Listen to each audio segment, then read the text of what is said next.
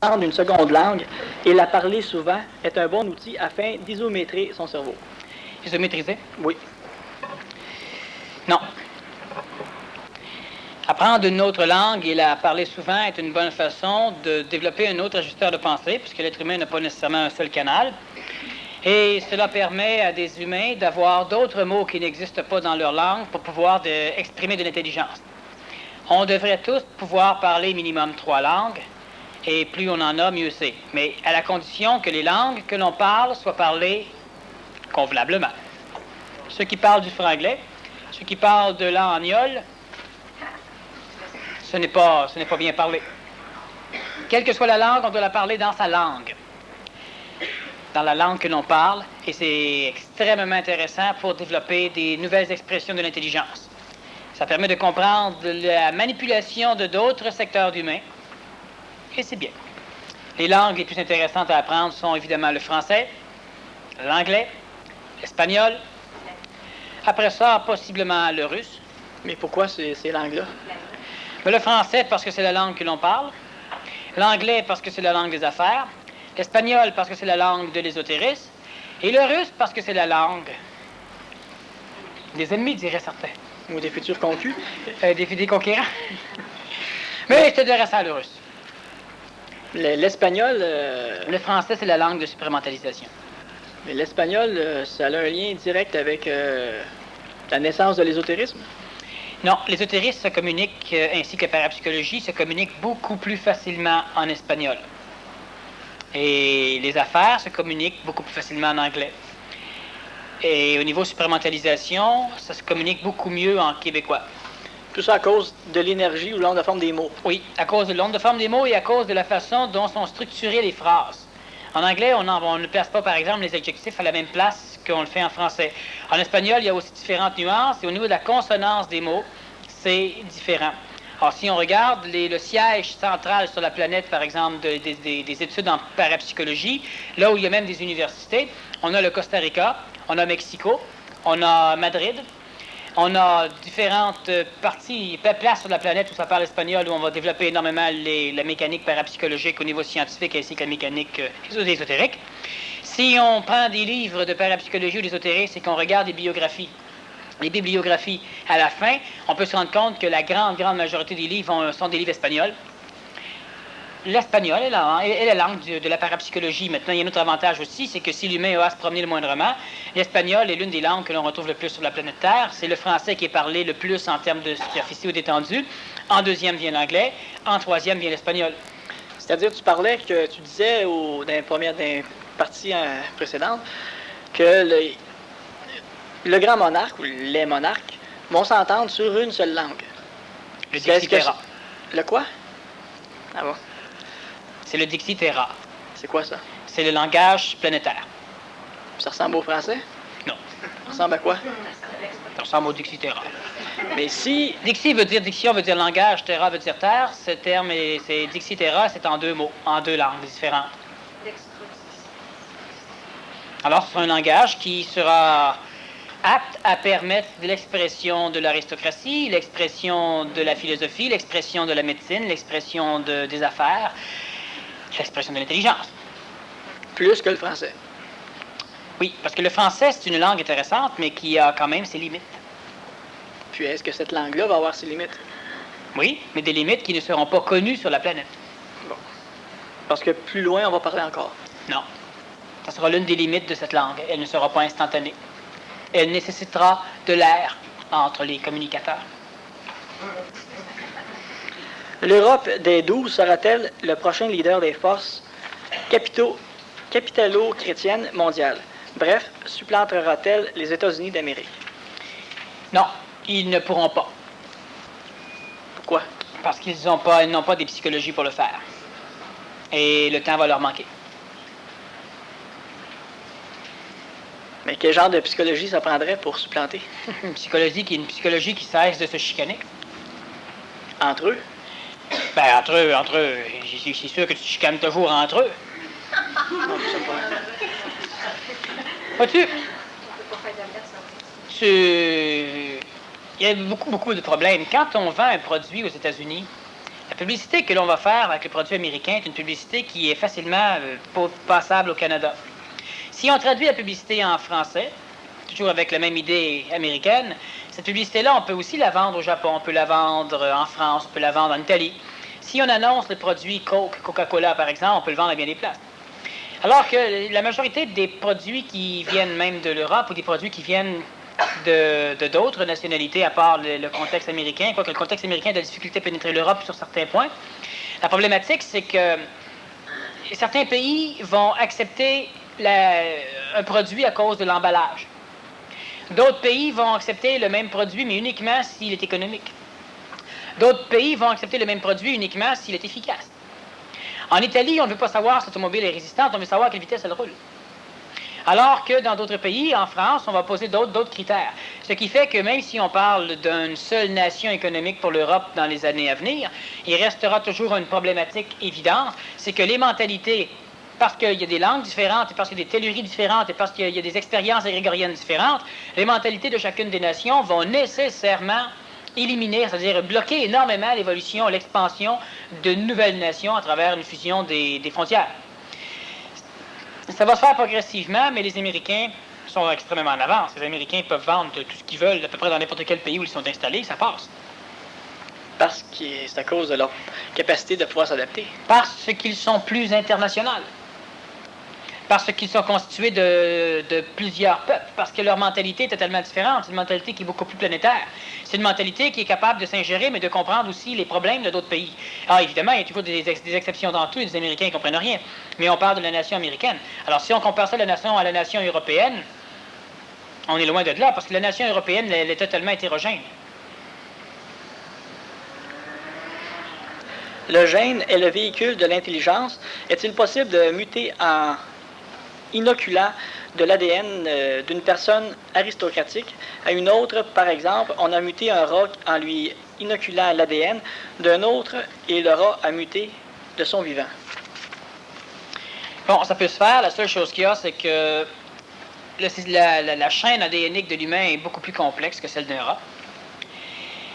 Il n'y a pas grande différence, grosso modo. Comme l'être humain et l'homme, ce qui différencie l'homme du point de vue de l'ADN des singes, c'est à peine une trentaine de gènes.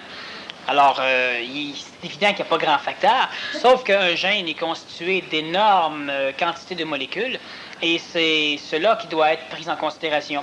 Étant donné que le corps physique de l'homme est beaucoup plus vaste, beaucoup plus grand, il aurait besoin d'une dose massive de transmission génétique, et la majorité de cette transmission serait rejetée, c'est-à-dire que l'être humain est un être évolutif qui a un corps physique et un corps astral extrêmement conservateur et qui fera tout pour rejeter l'agression d'une autre conscience par le biais d'une structure endoformique physique, les gènes. Alors finalement, ça peut se faire, mais ça ne donnera pas de résultat extraordinairement parfait. C'est beaucoup plus efficace et beaucoup plus intelligent de faire le même travail, mais par imprégnation. Alors, la meilleure chose à faire, c'est que si tu côtoies des aristocrates, par imprégnation, tu vas devenir aristocrate. Mais si tu côtoies des imbéciles, par imprégnation, si c'est ton cas, j'espère que les imbéciles vont devenir un peu plus intelligents. L'imprégnation, c'est ce qui va compenser la science. Mais dans le cas où, par imprégnation, il faut être sous la tutelle de l'aristocrate? Non, par imprégnation, tout ce qu'il faut faire, c'est qu'il faut simplement se servir de l'atmosphère d'un individu pour aller chercher ce qu'on a besoin. L'individu, et vous avez souvent ce maudit problème, et c'est normal au niveau de l'évolution, toujours la peur d'être assujetti, la peur d'être dominé. L'être humain n'est pas dominé à l'instant où l'être humain rencontre quelque chose d'égal ou de supérieur à lui. Êtes-vous dominé par votre alimentation? Non. Pognez avec, oui, mais quand vous mangez du bœuf, le bœuf n'est pas le maître de l'humain. Quand on va voir un film pour se distraire, on va voir un film pour se distraire, mais est-ce qu'on est encore l'esclave de? Ça dépend, mais pas nécessairement. Alors, si on rentre dans l'atmosphère d'un individu, je parle de son atmosphère vitale, évidemment, si on rentre dans l'atmosphère d'un individu, on n'est pas assujetti, on n'est pas sous la tutelle, on n'est pas sous la protection ou sous le joug de l'individu. Mais il faudra que ce soit en accord avec l'aristocrate en question. Absolument pas. Mais si... C'est parce que si, par exemple, je veux imprégner un enfant... Oui. Pour en faire un enfant, entre guillemets, nouveau. Il y a un instant. Si l'enfant veut s'imprégner de toi, il n'y a pas besoin de te demander l'autorisation. Puis si tu veux imprégner l'enfant, est-ce qu'il faut que tu lui demandes l'autorisation? Absolument pas. Fait que ça se fait des deux côtés. Ben oui, non. Tu vas aller voir un enfant pour lui dire, bon, ben, je suis parfait, je veux m'imprégner chez toi. Non, je pensais qu'une condition, c'était que celui qui veut devenir ne sache pas. Ben, c'est pas compliqué. Si tu peux t'imprégner chez un enfant, si ça a à se faire, l'enfant va nécessairement goûter, apprécier ton imprégnation. On va dire ton contact. Et il va nécessairement se promener autour de ton atmosphère, il va te rechercher. Et il va aimer discuter avec toi. Pourquoi? Parce que ce que tu imprègnes chez lui, donc ta réincarnation chez lui, l'expérience de ta présence, de ton évolution chez lui, est totalement en affinité avec ce qu'il est. C'est mécaniquement essentiel que lui te touche. Et c'est mécaniquement essentiel que tu t'imprègnes chez lui. Tu ne perds rien, mais tu gagnes énormément, ainsi que lui. Comment? On gagne quoi? Ben, tu gagnes simplement que tu garantis ta réincarnation. En plus, tu es en train de transformer l'extérieur pour que ça soit plus en vibration avec toi. Surtout que l'imprégnation se fait surtout lorsqu'un être humain est intelligent, relié à l'intelligence supramentale, bien qu'elle se fasse autrement. Un être humain totalement astralisé peut imprégner autrui. Mais normalement, il faut que ce soit une force très luciférienne ou de l'intelligence supramentale qui communique à travers un individu pour qu'une imprégnation soit convenable. Lorsque vous allez commencer à rayonner, vous allez commencer à imprégner.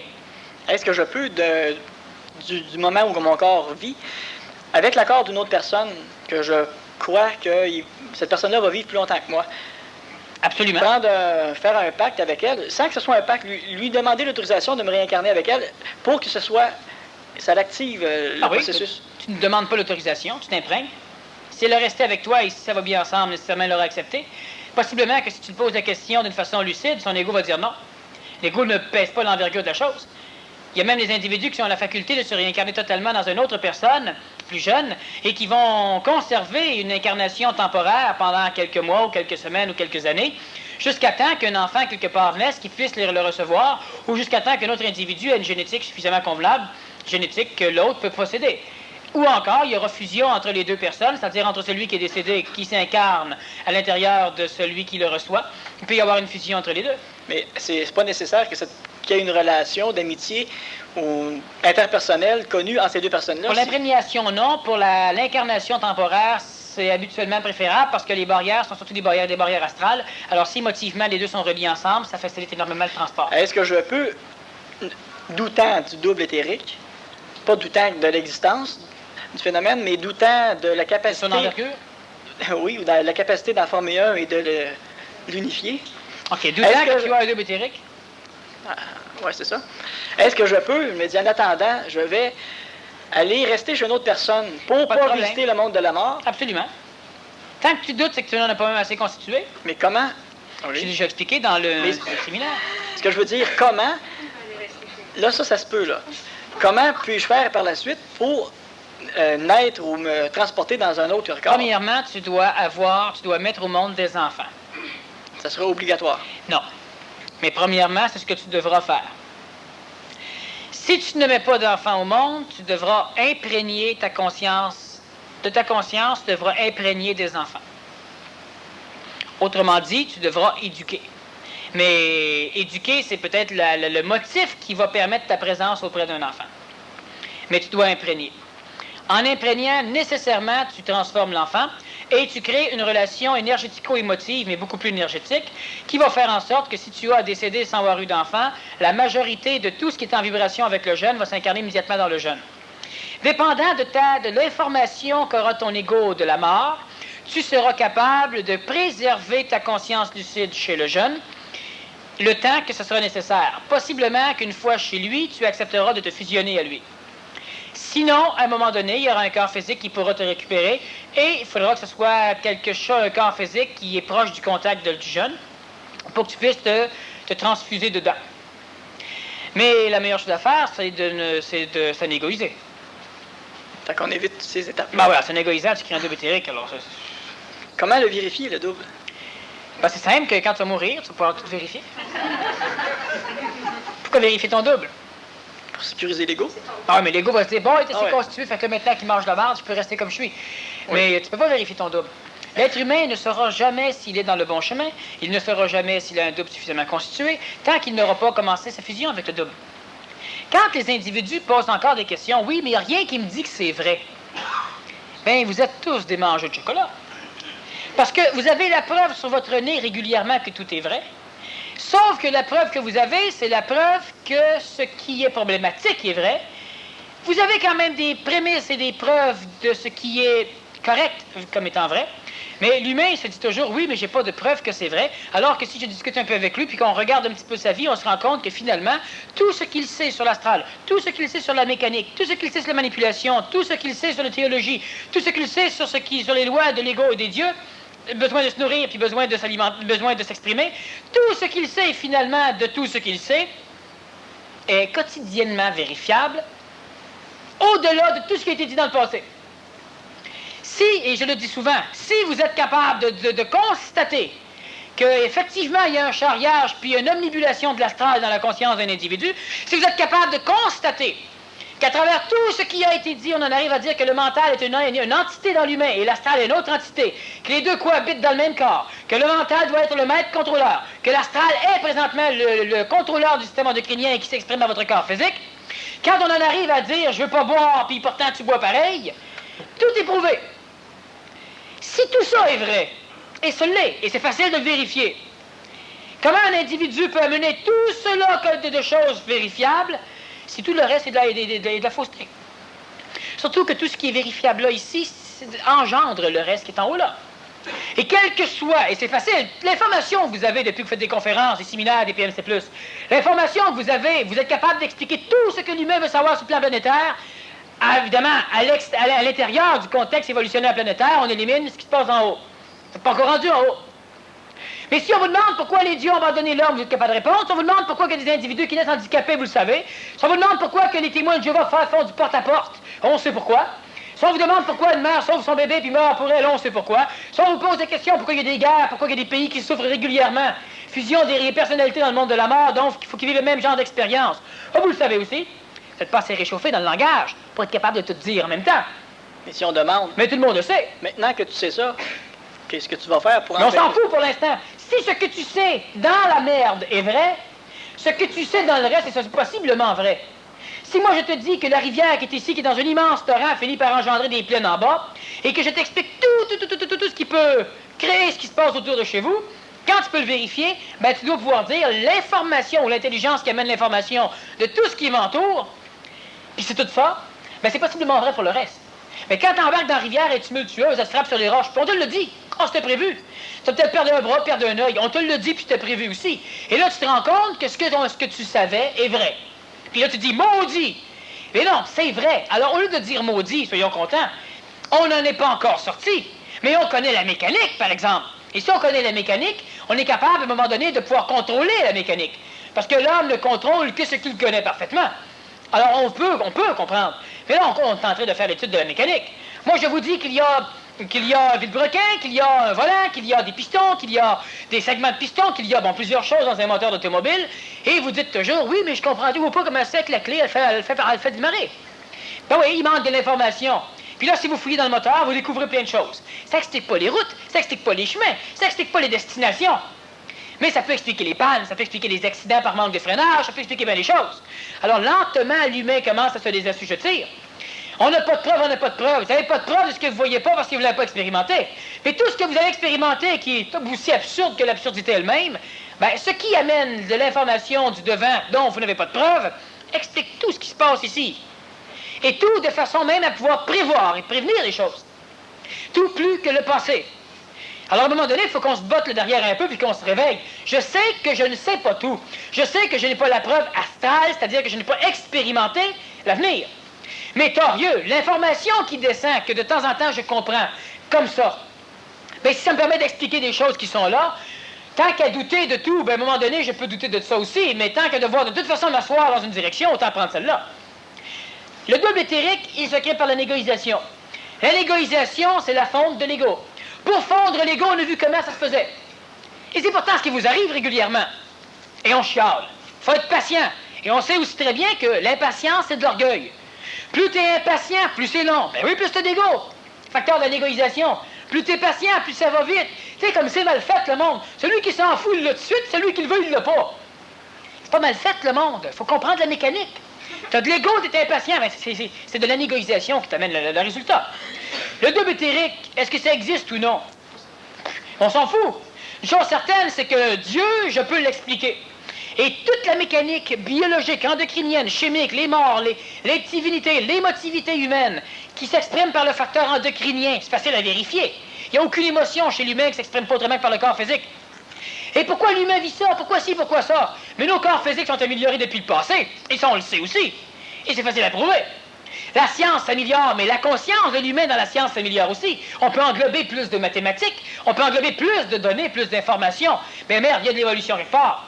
Et toute la mécanique au complet ici, si on additionne tout ça au complet, on est capable de partir du passé, additionner, se dire, avec ce qui s'est passé là, théoriquement, on devrait avoir ça, ça, ça, ça. Là, on remonte de quelques milliers d'années, puis on se rend compte que c'est ça qui est arrivé. Et si on additionne maintenant ça avec le reste ici, pas extrapoler émotivement, on additionne, puis on devrait se dire, ben merde, s'il y a des raisons intelligentes ou logiques, il devrait avoir elle ou elle. Tu regardes encore 2000 ans plus tard, puis les quatre sont vrais.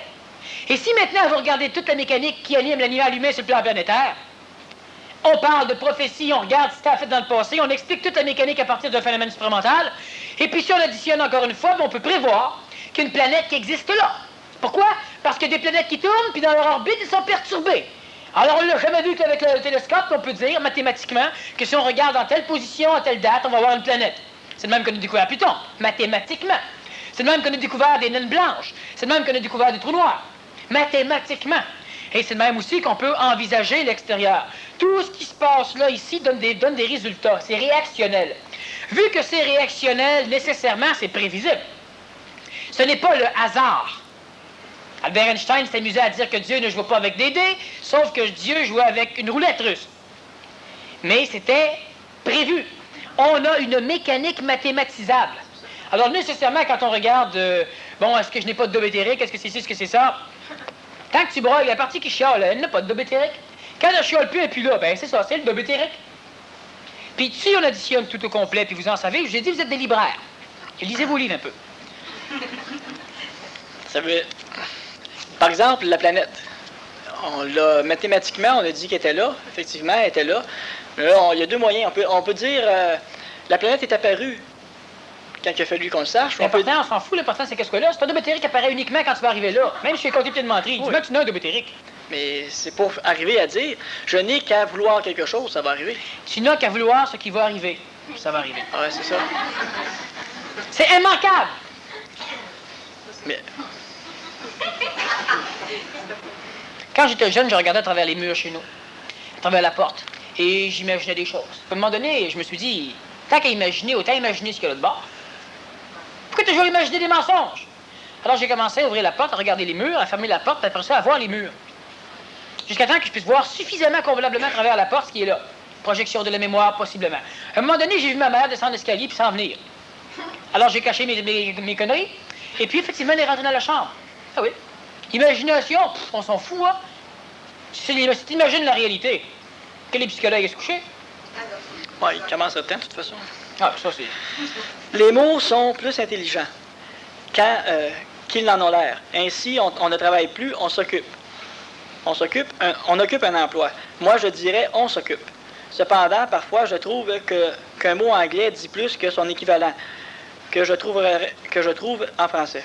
Un exemple est le mot cheap. Un individu cheap veut dire qu'il est dans sa façon d'être, de vivre, de parler, sa personnalité, même si normalement l'anglais est plus limité. Exemple, savoir et connaissance se traduit toutes les deux par le mot knowledges. N'y a-t-il pas des cas où l'anglais est plus approprié? Voyez-vous, c'est comme quand on parle à des artistes, puis l'artiste il nous dit, ben moi là, j'ai été sur un stage, puis là je suis devenu une star, puis là j'ai du feeling, puis là tu l'essaies de lui faire dire ça en français. Ben voyons donc, une star c'est une étoile, franchement, je devenais une étoile. Pas devenir une étoile, puis feeling, comment voulez-vous traduire ça, feeling? Pas de mots en français. Puis un stage, c'est un stage, comment, je sais pas moi, un plancher surélevé, tu sais, il me semble que ça fait qu'étel. Oui, apprenez les bons mots. Vous allez voir qu'ils traduisent très bien ce que vous voulez dire. Quand on dit, ouais, mais tu sais, il faut se grounder. Ben oui, ground, terre. Moi, je parle de terrestrifier. C'est sûr que la première fois que tu entends un mot, ça fait comme bizarre. Mais après ça, le mot lui-même, c'est merveilleusement plein ça. Mais non, l'humain qui Je connais des enfants, moi, qui veulent pas avoir de camion à Noël, ils veulent des trocs. Un troc, ça cause pas, c'est un troc. Quel camion. Tu fais quel camion? Non, c'est pas solide. Alors, c'est juste parce que vous n'avez pas la saveur des mots, puis bien souvent, vous prenez un mot français qui ne désigne pas ce que vous voulez donner. Quand on parle de look, un look, bien, look, c'est un nom de forme, c'est aussi de l'esthétique, puis on a plusieurs mots en français pour le définir. Sauf que les personnes qui ont une cérébralité relativement paresseuse, le moindrement qu'ils veulent dire quelque chose puis qu'ils n'ont pas le mot, puis là, ça veut parler. S'il y a un mot arabe qui tombe là, ben voilà, c'est ça le mot, ils l'ont. Comme on est collé sur les États-Unis, ben c'est des mots anglais qui nous tombent sur la face, puis on les adopte tout de suite. Mais aux États-Unis, bienvenue, c'est extrêmement anglais. Bon appétit, mais c'est anglais. Absolument. Quand tu veux faire snob par aristocrate un peu, tu dis bienvenue, puis tu dis bon appétit, puis bon appétit, tu dis dire. Mais ils parlent mal l'anglais, eux autres. Ben non, c'est la forme, c'est ça, c'est la forme d'imbécile, c'est comme ça.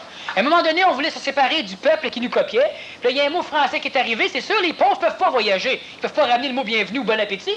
Fait que nous, les riches snobs, on le prend. Puis les pauvres, ils parlent pas comme nous autres. Qu'est-ce qu'on fait? Ben, on fait comme les Français font.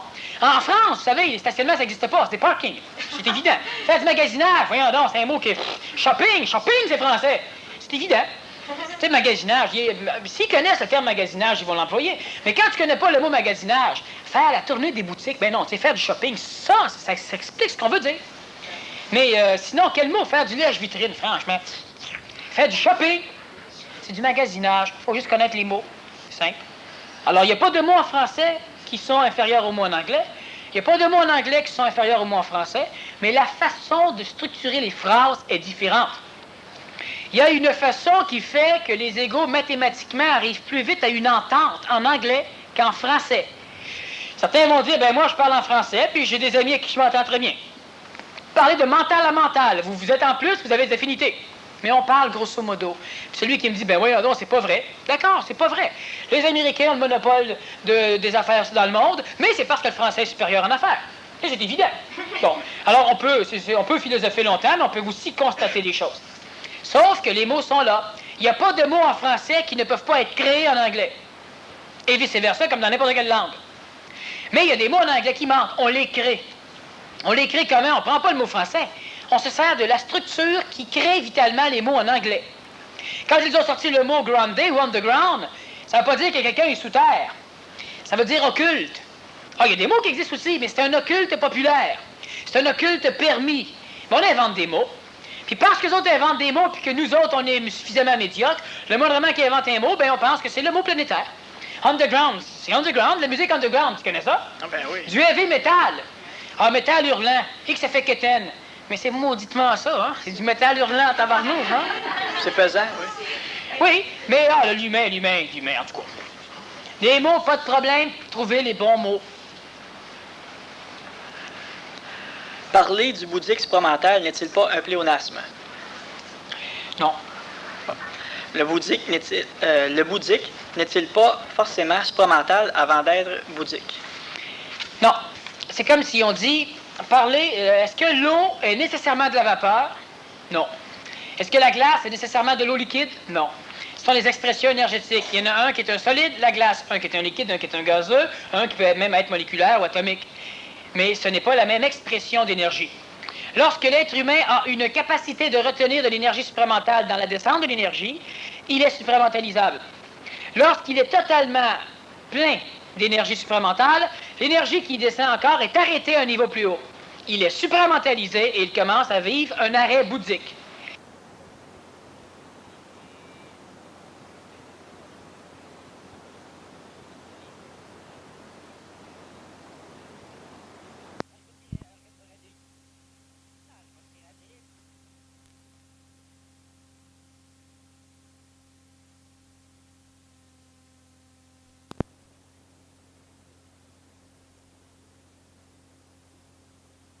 Dans la majorité des cas, pour commencer déjà à être préservé. C'est pas une aristocratie plaisante, mais les MTS font quand même partie d'une autre race, de la race des supramentalisables, et ils ont une fonction particulière à faire à l'échelle de la planète, et ils ne mourront pas sacrifiés comme dans l'Antiquité, c'est-à-dire que le MTS est suffisamment supramentalisé pour ne plus trouver honorable d'être martyr. et ils se martyrisent un peu par la mécanique des choses, c'est-à-dire qu'ils ne sont pas capables de vivre à même leur contact supramental, ils ne sont pas capables de monnayer leur intelligence, ils ne sont pas capables de se servir de ce qu'ils sont et de ce qu'ils savent. Mais martyrs dans le sens chrétien du terme, non. Ils n'auront pas besoin de sacrifier leur vie. Déjà qu'ils sacrifient un peu de temps. Bon, peut-on être aristocrate et martyr ou est-ce mutuellement exclusif? Comme tout à l'heure, je viens juste de le dire là, le martyr est aristocrate. Il est aristocratisable en tous les cas, mais ce n'est pas nécessaire de devenir martyr. Mieux vaut être seulement aristocrate. Le corps physique est un sport mémoriel. Et le double éthérique est un sport énergétique de la conscience. Le double se fusionnera à quoi et cette fusion engendrera quel genre de type de transporteur de cette conscience? Le double, lui, va... Bon. Le double éthérique, c'est dans le plan morontiel, c'est ce qui va permettre ce qui va servir de mémoire tampon à la descente d'énergie supramentale. Premièrement, cela va permettre à la conscience lucide de l'humain de se créer un réservoir qui va le rendre immortel, donc même si le corps physique meurt, il ne gagnera pas le monde de la mort. Deuxièmement, l'ajusteur de pensée du double éthérique à l'âme de l'être humain, un âme en phase de négociation, donc une âme de plus en plus pure. Lorsqu'une âme est totalement pure, le périsprit change de nom, il s'appelle séraphin. Et le séraphin est de l'énergie supramentale vitalisée, donc terrestrifiée, plus ou moins pure. Maintenant, ce qui arrive, c'est que le double éthérique, lui, va non seulement servir à recevoir la conscience lucide de l'individu pendant sa vie en termes d'expérience, mais en même temps, si l'individu a un décès du corps physique, mais en plus, le double éthérique sert de réservoir tampon à l'accumulation d'énergie supramentale. Comme ça, notre être humain a la capacité de ne pas se faire inonder d'énergie supplémentaire, ce qui va lui permettre d'exprimer dans le contexte planétaire uniquement ce qui est utile dans le contexte planétaire, tout en permettant à la conscience de l'individu d'avoir accès au réservoir dans le double éthérique de l'énergie supplémentaire qui n'est pas nécessairement utilisable dans le contexte planétaire, mais qui est essentiellement utilisable dans l'énergification d'un être plus supérieur à ce que l'humain peut concevoir au niveau des dieux. Alors, le double éthérique se nourrit du monde supramental, nécessairement des sphères qui sont supérieures à lui, et il va conserver en mémoire tampon, il va donc permettre la création d'un support de la conscience, une conscience supramentale, donc une espèce de location de conscience extraterrestre, et une conscience planétaire, une location terrestrifiée de la conscience humaine, c'est ce qu'on appelle une bilocation de conscience, alors que l'humain présentement a une plurilocation de conscience à travers ses différents corps.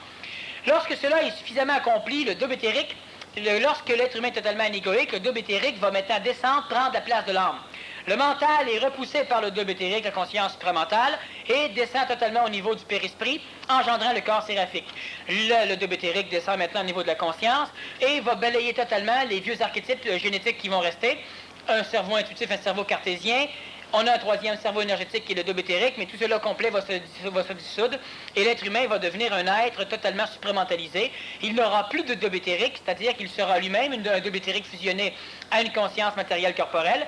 Son corps atomique va avoir sa vitesse atomique extrêmement augmentée.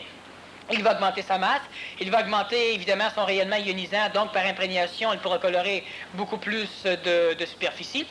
Et le corps matériel devient un corps presque démolécularisé, c'est-à-dire que les atomes continuent à constituer le corps physique de l'humain, mais les atomes le constituent uniquement sous l'emprise de l'intelligence supramentale du double éthérique et non plus sous l'emprise d'attraction atomique. Autrement dit, tu n'es plus des molécules associées en cellules, ce sont des atomes qui constituent une forme. Je ne sais pas si vous comprenez la nuance, mais il y a une grande nuance. De ce fait, le corps n'est plus assujetti aux lois de la matière. Lorsque le corps veut traverser un mur, étant donné que c'est uniquement des particules subatomiques, même de l'énergie, je dis atomes pour qu'on comprenne que c'est plus des molécules, ça peut traverser un mur, ça peut disparaître et se réintégrer ailleurs, ça peut se pluriconstituer à plusieurs places, donc tu peux avoir plusieurs expressions du même corps à plusieurs places. Et la conscience par les différents corps séraphiques, les canals, va donc être dans tous ces corps de lumière, les corps éthériques. Ce n'est plus des cellules, ce n'est plus des molécules, je dis des atomes, c'est même au-delà de l'atome. Alors, ça devient un véhicule qui supporte la conscience, autant dans le monde morontiel, autant dans le plan physique, et nécessairement, quand cela se fait, les individus reliés au même faisceau du monde de la mort sont tous digérés par l'individu qui est en bas, donc ils sont déjà incarnés. Ils sont spirituellement sauvés. Il n'en encore chiole un peu. Mais est-ce que le double, est-ce que ça va avoir une forme matérielle palpable? Tout dépend de ce qu'on entend par palpable. Un être ancien qui touche un double éthérique, il faut que le double éthérique soit suffisamment densifié, aura l'impression de toucher du métal. Pas au niveau de la température, mais au niveau de la texture.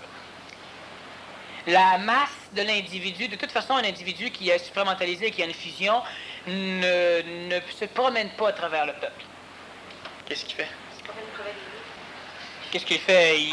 Il a certains initiés avec lui, il y a certains personnages planétaires qui sont capables de fonctionner avec lui, qui sont suffisamment énergisés, mais il ne peut pas fonctionner à travers une masse, une population, parce qu'il va automatiquement dissoudre la conscience de tous les individus qui vont s'approcher de lui et la remplacer par son imprégnation, ce qui, du point de vue de l'évolution génético-supramentale, n'est pas convenable. Ce que je voyais, c'était impossible d'amener un double sur la Terre. C'était seulement que de la lumière et de la conscience. Ben, c'est ça que c'est un double. Mais... Le double n'est pas habillé avec un veston, il y a une cravate, puis quand tu l'appelles, tu siffles, il descend, puis là, t'embarques dedans, puis tu vas te promener. Alors, si j'ai un de mes amis qui est un double, il va me parler dans ma tête. Tu n'as pas d'ami qui est un double. Non, je parlais dans quelques années. Si tu as un double éthérique, ils seront télépathiquement reliés ensemble. Ça ne parlera pas dans ta tête. Tu sauras ce que tu as besoin de savoir, que l'autre sait aussi.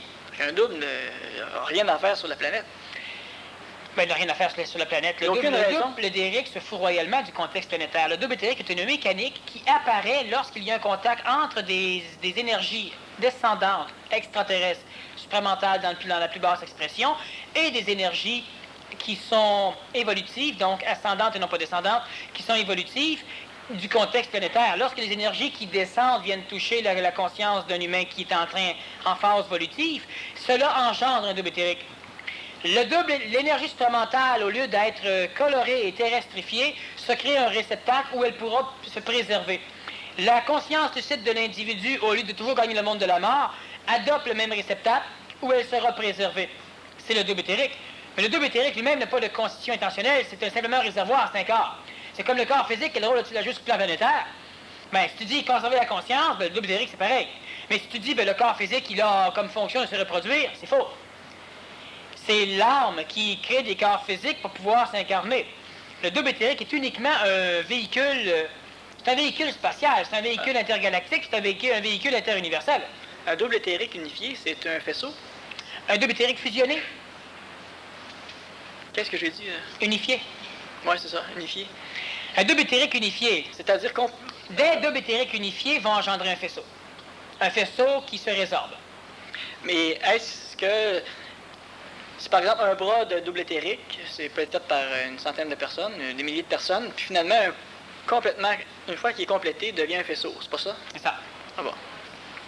C'est dommage, hein? Ah, qu'est-ce que tu veux? Pour revenir dans l'imprégnation, est-ce la meilleure façon, c'est une question, ou une confirmation, la meilleure façon la meilleure méthode pour imprégner d'autres humains, ça serait de leur donner du sang de supramental, d'humain supramentalisé. C'est que ça va donner... Non. Faire une transfusion sanguine d'un être humain qui est en supramentalisation va équivaloir à donner une dose d'énergie, comme par exemple en séminaire, ou simplement si tu te regardes un peu avec un humain, ou ben non, si tu te plantes un petit peu au niveau de son ego, ça va l'énergiser pendant un laps de temps. Lorsque le sang aura été rejeté, détruit, digéré par le corps physique, comme ça va se faire au niveau de l'imprégnation conventionnelle, lentement l'individu se refroidit, revient au même taux qu'il était avant. Donc, ce n'est pas comme cela. Ce que l'on doit faire, c'est faire ce que l'on fait présentement, c'est-à-dire qu'on doit attendre que les corps physiques les moins aptes à recevoir de l'intelligence daignent bien vouloir mourir, et on doit s'arranger pour ne pas déformer par l'agression pédagogique actuelle les corps physiques qui ont la capacité à être supramentalisés, ce qu'on parle donc d'enfants téflons. Il y a aussi beaucoup d'adultes téflons qui devraient du moins être préservés, c'est-à-dire qu'on doit cesser de leur taper dedans avec la normalité, ce genre de conneries. Et par la suite, l'imprégnation, il faut faire attention, tu peux imprégner des individus qui n'ont rien à voir avec toi. Tant qu'ils seront dans ton entourage, ils seront énergisés par ce que tu fais. Tu devras nécessairement les nourrir de temps en temps, donc ils devront venir te téter, tu devras accepter. Et lorsque tu t'éloignes ou lorsque tu t'en vas, Ces individus, après quelques mois ou quelques années, vont se chicaner entre eux un peu pour ramasser les particules de ta mémoire, et à un moment donné, ils sont refroidis suffisamment, c'est pas ça du tout.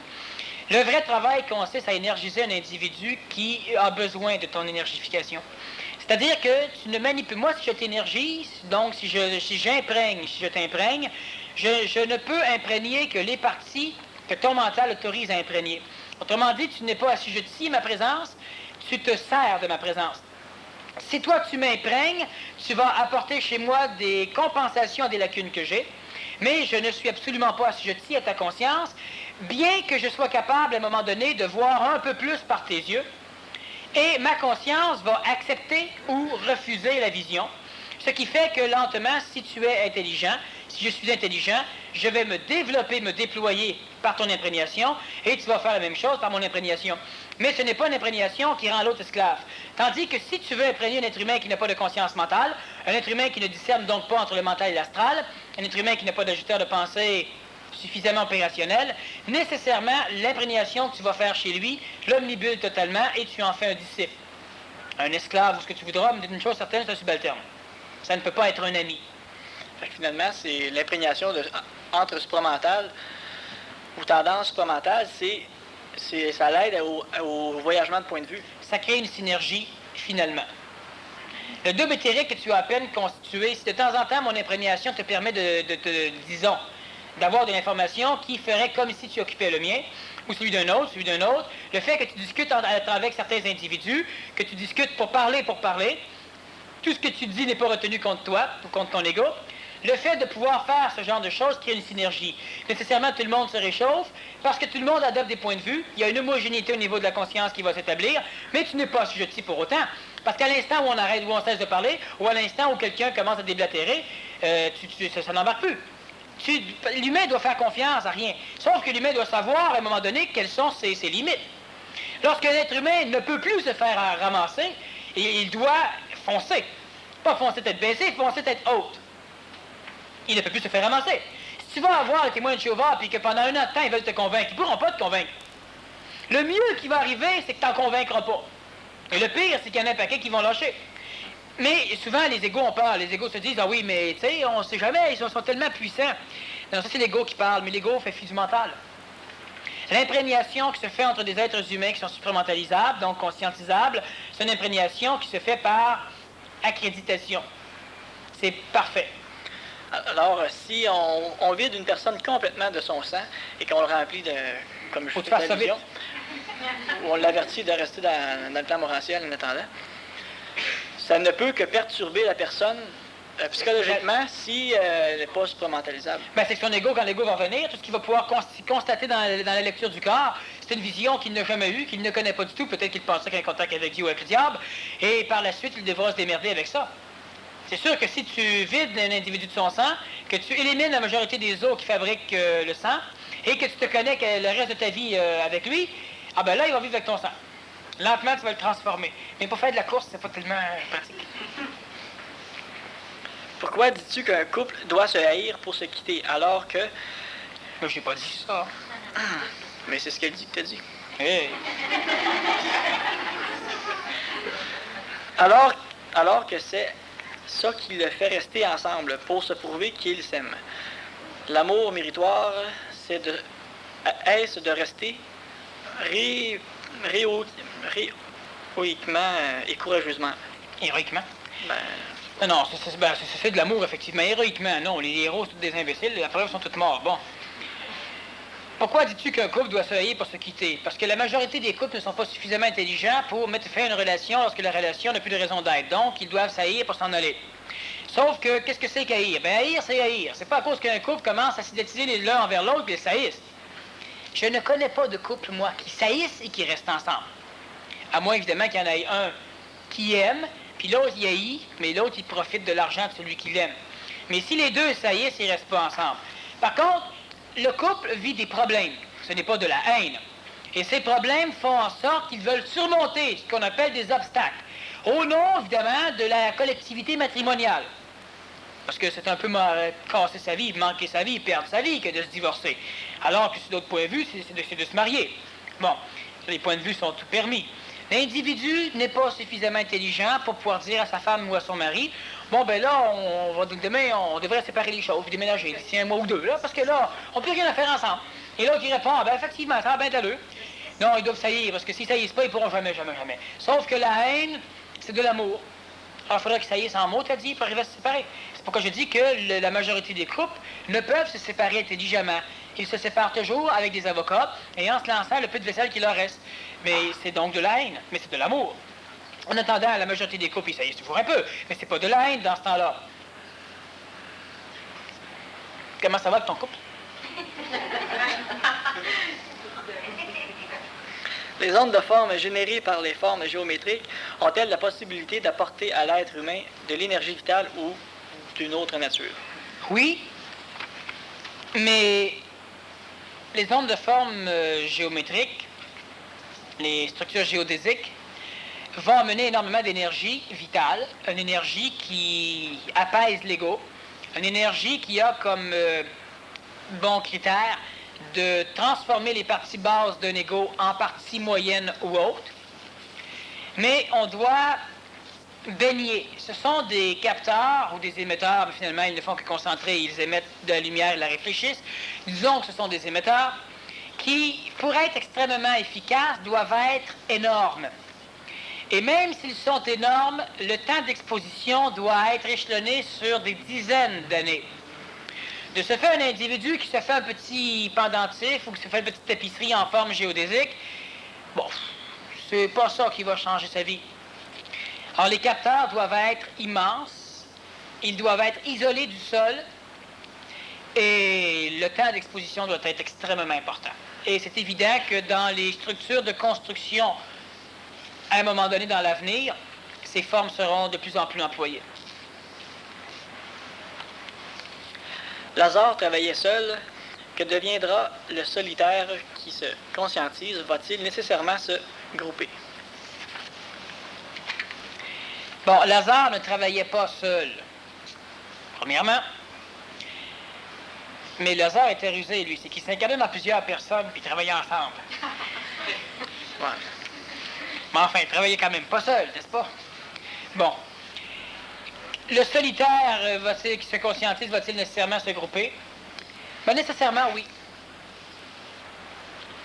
Si c'est pas tout de suite, c'est parce qu'il a encore la phobie des groupes, parce qu'il n'est pas encore un solitaire, il n'est pas encore, enfin, il est peut-être un solitaire, mais c'est pas un individuel dans sa conscience.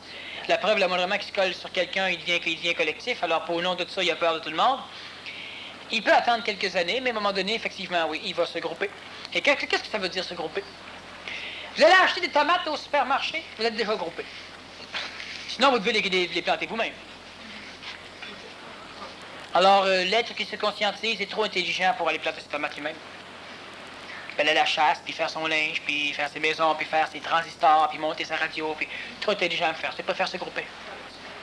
Mais en se groupant, nécessairement, est-ce qu'il atténue la capacité d'apporter d'informations ou il doit... Bon, c'est comme ça. Bon, c'est comme ça.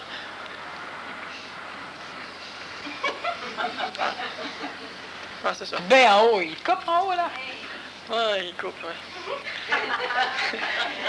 Parce que t'aspires pas assez.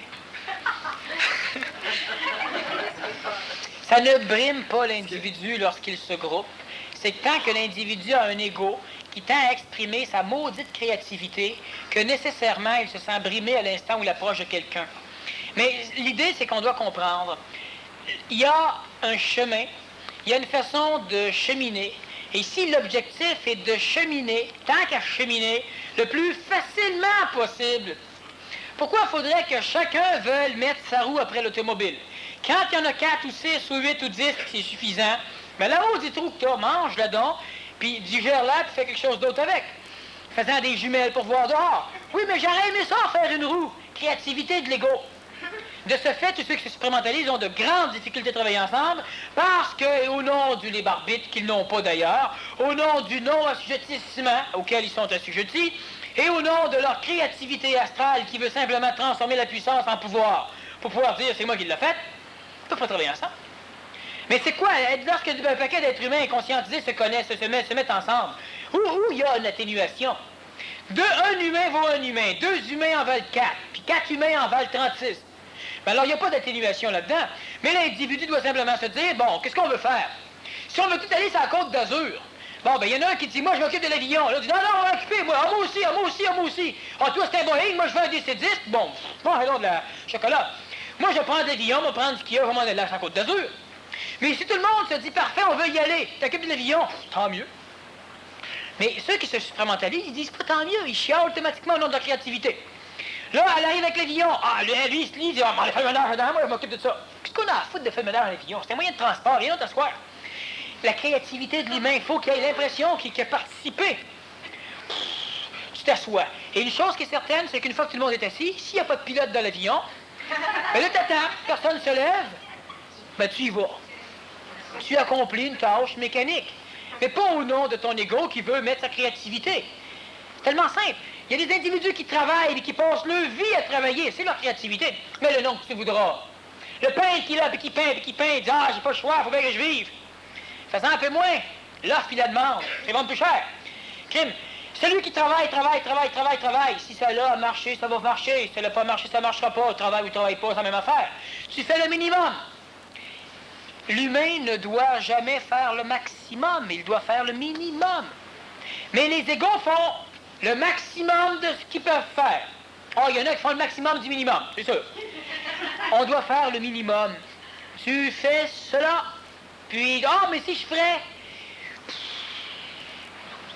Je sais pas. Les deux antennes supramentales qui sont érigées au Québec, on peut s'en servir. C'est ça qui se passe. En tout cas, il y en a qui s'en servent. Mais ce qui va achever leur travail, c'est-à-dire, mais est-ce que nécessairement est-ce que c'est évitable que quelqu'un les remplace, ou plusieurs? Il n'y a rien qui remplace personne. Quand un travail est accompli, le travail est accompli. Est-ce qu'un avion remplace une automobile? Non, parce que pour circuler à 50 km/h dans les rues de Montréal, un avion, c'est pas pratique. Quand tu es sorti de la ville de Montréal, tu arrives à l'aéroport de Dorval ou de Mirabel, tu prends un avion. Mais l'avion n'a pas le même rôle, il ne remplace pas. Il y a encore beaucoup d'égos qui veulent savoir si on peut remplacer. Je suis irremplaçable. Alors, tenez-vous-le pour dit. Irremplaçable.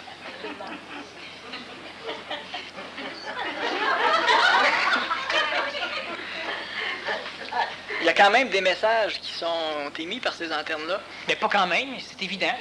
Il y a quand même, étant donné... Non, il y a des messages. Et est-ce que... Si ça s'arrête aujourd'hui, par exemple... ça vaut même pas la peine d'en parler, ça s'arrêtera pas aujourd'hui. Si ça s'arrête un jour... Ça va s'arrêter un jour, quand ça va être le temps que ça arrête. Mais ce que je veux dire, c'est... Qu'est-ce que tu veux dire, mais ça n'a pas de sens? Ça... Ouais, mais... Ben OK. Alors, si ça arrête, quelqu'un peut les remplacer, faire le même travail qu'eux, mais ça n'arrivera pas. Pas faire le même travail qu'eux pour faire le même travail qu'eux. Faire le même travail qu'eux pour que d'autres en bénéficient. Mais on ne travaille pas pour que les autres en bénéficient. Ben, il y a à peu près 100 personnes dans la salle. Ouais, mais je travaille pas, je suis pas ici pour qu'ils en bénéficient. Non. T'en bénéficies ensuite. Ouais, mais c'est de ma faute s'ils en bénéficient aussi. L'intelligence ne prend pas le derrière pour en baver dans la face à tout le monde. L'intelligence ne prend pas le derrière non plus pour que jamais rien ressorte. Tu ramasses ce que tu as besoin. Moi, ça ramasse les rideaux. Puis après, mais les rideaux sont contents. Qu'est-ce que tu veux que ça me fasse? Ouais, mais d'un point de vue égoïque, c'est que ça serait nécessaire que d'autres le sachent. Un plus grand volume de personnes c'est ce qui arrive. Que tout le monde devienne des libraires. C'est ce qui arrive. Mais pas des libraires. Il faut qu'ils deviennent des personnes qui sont capables de vivre leurs choses. Les libraires qui savent lire. Oui, mais qui savent lire et qui vendent même pas le livre. Un libraire qui fait juste vivre. Il n'y a plus un seul livre. Quand tu viens le voir, avoir un livre de psychologie. C'est quoi ta question? Tu poses la question, de réponse, ça finit là. Il n'y a pas de livre. Le libraire, il vit. Puis à un moment donné, par imprégnation, tout le système social change au complet. Pourquoi? Parce qu'il y a des individus qui appliquent de l'intelligence au lieu de parler de l'intelligence. Et ça change tout. Mais il n'y en a pas besoin de ça. Ce que tu dis, c'est que si, par exemple, les antennes s'en iraient, qu'est-ce que tu ferais tout seul? J'espère qu'il va y en avoir quelqu'un pour les remplacer, pour qu'on puisse continuer à téter. Non, ce que je me dis, c'est les pailles sont longues. Non, ce que je me dis plutôt, c'est que là, je vais me ramasser effectivement toute seule, mais tant qu'à ça, je veux pas être toute seule. Ah, je sais, j'ai compris.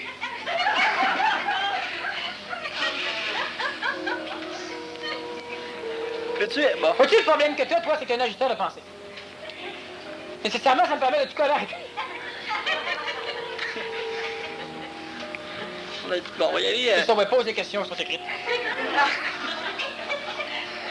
Veux-tu expliquer cosmiquement la forme de l'aide sociale? Quel est le karma d'une personne qui en abuse?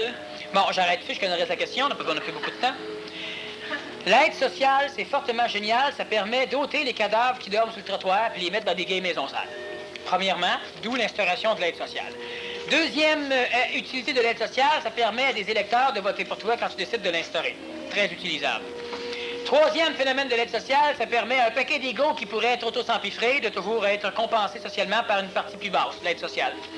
Quatrième facteur, où là, il est intelligent. Ça permet à des individus qui sont extrêmement solides dans la société, mais qui, par des conditions manipulatrices de vie, se ramassent à être obligés de vivre de l'aide sociale. Ces individus-là ne reçoivent pas de l'aide sociale, ils reçoivent un salaire. C'est pas compris comme ça, on parle encore d'aide sociale. Mais prends l'exemple d'un père ou d'une mère qui s'amasse avec 2 ou 3 enfants, qui n'a pas le temps de travailler, bien c'est un salaire qui, là, il travaille en maudit puis il est sous-payé. Pas de l'aide sociale. L'aide sociale, c'est pour les animaux qui traînent dans la société. Mais tous ceux qui sont sur l'aide sociale ne ramassent pas du karma négatif. Ceux qui sont sur l'aide sociale et qui font tout pour rester sur l'aide sociale, ou enfin bref, on pourra en parler longtemps, parce que c'est la scission entre ceux qui le méritent et ceux qui l'ont est faible. Ça veut dire que c'est quand tu sais que tu es sur l'aide sociale, puis que tu pourrais faire autre chose, et que lorsque tu connais les lois du karma, est-ce que ça te tape plus fort? Bien, ça permet de manipuler l'ego, qui transforme une partie de l'ego, qui fait que les manipule à les travailler. Ça change rien. Mais ça change rien, celui qui est sur l'aide sociale est sur l'aide sociale. C'est pas celui qui est dessus qu'il faut qu'il change, c'est ceux qui donnent de l'aide sociale qu'il faudrait qu'ils changent leur philosophie. Les assistés sociaux sont tous malades, la majorité. Mais quand on veut les augmenter un tout petit peu passé, ils sont tous en forme, ils sont tous dans des pancartes, même l'hiver. Bon, là, je ne parle pas de ceux qui en ont besoin. Alors, il faut faire, puis de toute façon, présentement, qu'est-ce que tu veux faire de plus? On est tellement habitué à mettre des mémoires tampons, qu'il y a tellement plus de place de marché du travail ni à l'université, ni nulle part, que l'aide sociale devient un grand phénomène tampon. Alors là-dessus, je vous laisse. Il y a un PMC+, prochainement sur l'aristocratie. C'est un séminaire qu'on va faire en PMC+. Et après ce PMC+, il y a ce que j'ai déjà parlé, une suite de rencontres qu'on va faire régulièrement, extrêmement peu dispendieuses financièrement, de façon à ce que tous ceux qui ont l'énergie de cesser d'être libraires pour commencer à appliquer, puissent graduellement aller chercher la finance qui leur est nécessaire pour continuer à avancer. C'est un PMC+, qui va être sans doute transformant pour beaucoup d'individus. Alors, je vous le dis quand même, pourquoi? Parce que ce n'est pas que je veux vous le vendre, c'est que par la suite, lorsqu'on commence à travailler, il y a des individus qui se pointent, et puis là, on se dit, oui, mais c'est parce que là, il lui manque ça, il lui manque ça, il lui manque ça. Et puis, on est toujours un peu mal à l'aise de dire à une personne, ben, t'es parfaite, mais tiens-toi autour un peu jusqu'à temps que tu comprennes ce qui se passe. Fait que je préfère en parler quand même au niveau du PMC+-là. On va homogénéiser énormément de choses que la majorité, vous ne savez pas, que le groupe des chefs sait, que d'autres savent, que certaines personnes qui travaillent au niveau du groupe financier savent. Et on va amener énormément d'autres phénomènes, c'est-à-dire qu'on va prendre un paquet de vecteurs pour les orienter dans un sens. Là où ça peut être rentable énergétiquement, en temps et en argent, comme un aristocrate doit fonctionner. Alors, je vous mets au courant, c'est préférable que vous le soyez avant plutôt qu'après. Ceux qui ne peuvent pas, c'est comme ça. C'est sans doute qu'il n'y a pas de problème.